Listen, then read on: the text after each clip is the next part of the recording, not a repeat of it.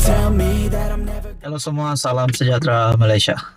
Tuan-tuan dan puan-puan, ada satu persoalan yang menjadi perdebatan ramai orang, juga menjadi pertanyaan ramai orang, terutamanya penyokong PH dan PN.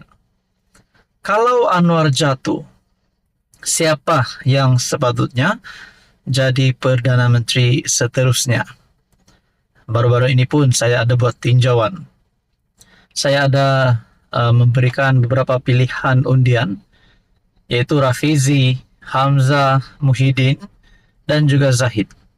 Namun itu hanya 4 pilihan yang saya sediakan. Sebenarnya ramai lagi calon yang boleh menjadi Perdana Menteri, asalkan ataupun syaratnya itu adalah pilihan rakyat.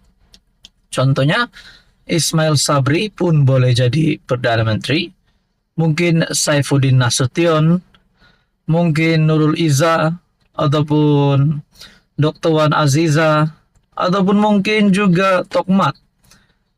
Kalau bahagian Perikatan Nasional pula ada yang kata Muhyiddin pun boleh jadi PM, Hadi Awang pun boleh jadi PM, Azmin Ali pun boleh jadi PM.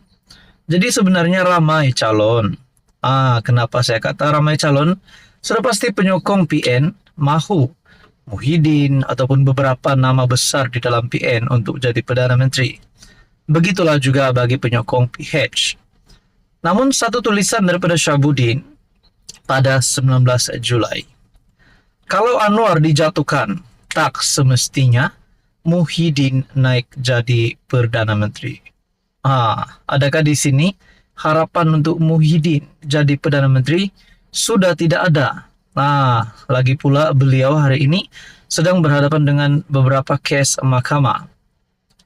Menurut tulisan daripada Syabuddin, seorang rakan yang merupakan pengikut tegar Anwar Ibrahim sejak era reformasi menegur beberapa tulisan saya yang mengkritik kerajaan Madani dengan mengatakan tindakan saya itu hanya akan membuka ruang kepada Muhyiddin kembali semula sebagai PM.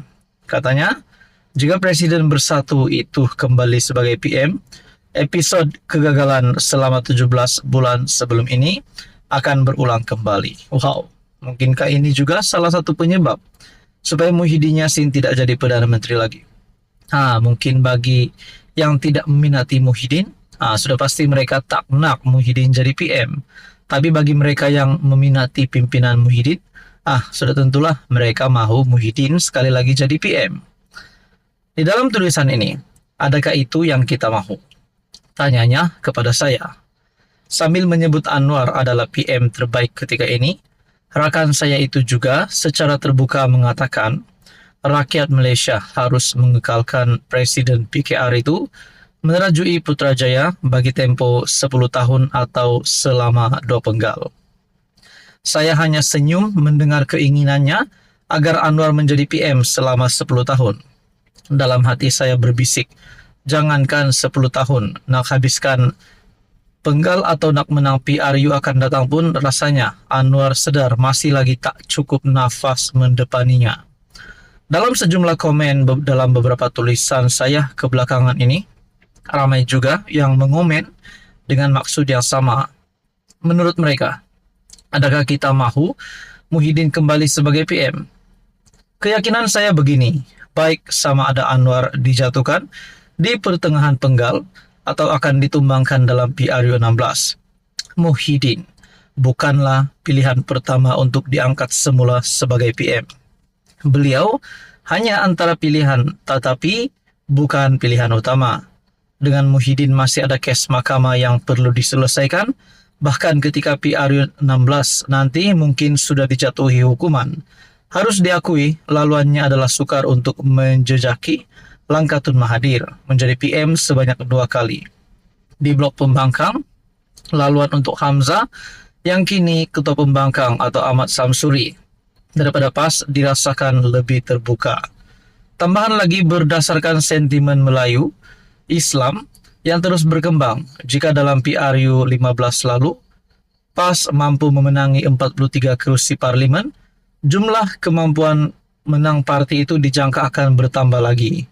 Jadi menurut tulisan daripada Syahbudin Husin, dipendekkan cerita, selepas Anwar tiada, tak semestinya Muhyiddin merupakan penggantinya.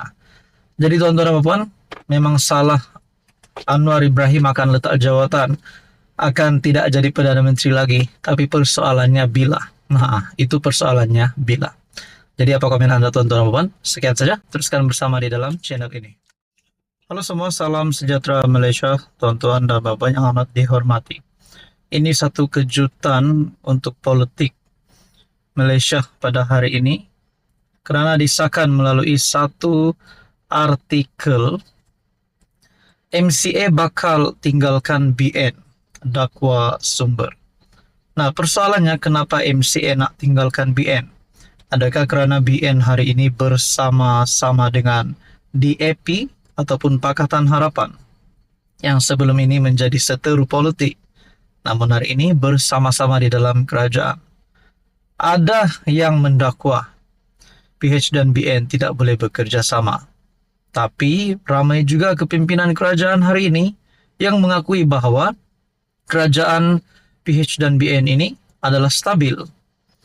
Jadi saudara-saudara, kalau benarlah MCA bakal tinggalkan Barisan Nasional, menurut sumber ini, adakah BN akan bubar?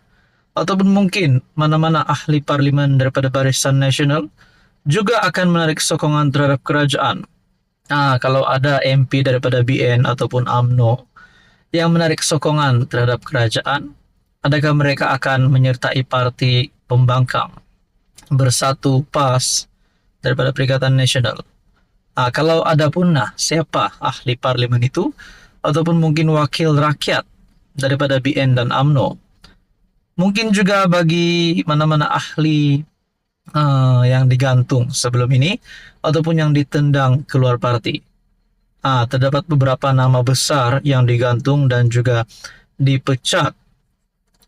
Bahkan baru-baru ini saudara, ada adun daripada UMNO yang telah sah menyertai PAS.